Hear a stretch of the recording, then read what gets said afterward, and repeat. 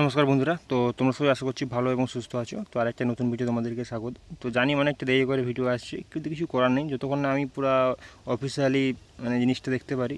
শোনো, ফর্ম অনেকদিন থেকে বেরোবে শুনছি যে পশ্চিমবঙ্গ পুলিশ অনেক ভ্যাকেন্সি আছে আমাদের মুখ্যমন্ত্রী চেঞ্জ হওয়ার পর থেকে। কিন্তু দেখো, আজকে পেপারে যেটা আমি ছেড়েছি দেখতে পাচ্ছি, ঠিক আছে। তো দেখো, পশ্চিমবঙ্গ পুলিশে শূন্যপদ টোটাল 55,000টা আছে, ঠিক আছে।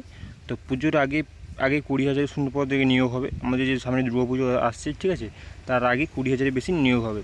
তো কলকাতা পুলিশ, পশ্চিমবঙ্গ পুলিশের কনস্টেবল আর সাব ইন্সপেক্টর পদে প্রায় 20,000 বেশি শূন্যপদ রয়েছে পুজোর আগেই, ঠিক আছে।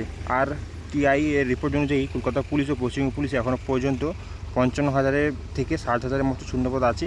এছাড়াও আবগারি দপ্তরে প্রায় 7,000-এর কোনো নিয়োগ না হওয়ায় সেখানে কয়েক শূন্যপদ রয়েছে। মুখ্যমন্ত্রী শুভেন্দু অধিকারী জানান যে পুলিশ কর্মী সংকটে মেটাতে রাজ্যে কেন্দ্রীয় বাহিনী মোতায়েন থাকবে ও পুজোর মধ্যে পুলিশ কনস্টেবল ও সাব ইন্সপেক্টর পদে 20,000 পদে নিয়োগ করা হবে। অন্যদিকে পুলিশ কনস্টেবল পদে প্রায় 15 বছর চাকরি হলেও ওই পুলিশ কর্মীদের নিজের জেলায় যাতে পোস্টিং দেওয়া যায় সেদিকে নজর দেওয়া হচ্ছে।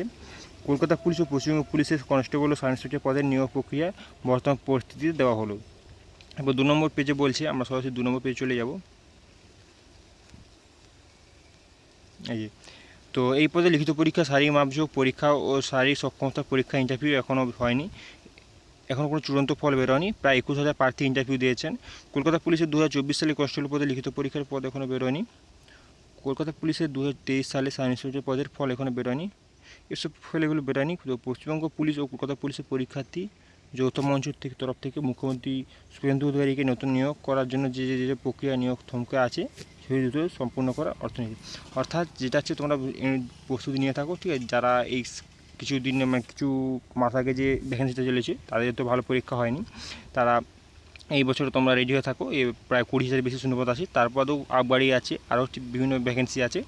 তো আরেকটা কথা তোমাকে বলি, তোমরা তো অনেক খুশি হচ্ছে যে আমাদের এজ বেড়েছে, কিন্তু দেখো এজ বাড়ার সঙ্গে সঙ্গে কিন্তু তোমাদের কম্পিটিশনও বাড়ছে। যেখানে তোমরা 70 পেলে পাস হতো সেখানে 75 পেলে পাস হবে, ঠিক আছে।